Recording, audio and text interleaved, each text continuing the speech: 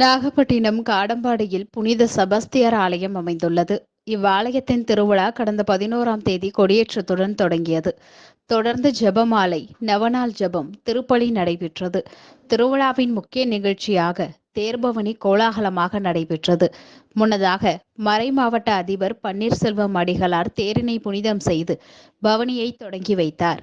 தேர்பவனி புனித செபஸ்தியார் ஆலயத்தில் இருந்து தொடங்கி காவலர் குடியிருப்பு, பிள்ளையார் கோவில் தெரு, பப்ளிக் ஆபீஸ் ரோடு வழியாக அருகில் உள்ள சவேரியார் ஆலயத்திற்கு சென்று மீண்டும் செபஸ்தியார் ஆலயத்தை வந்தடைந்தது.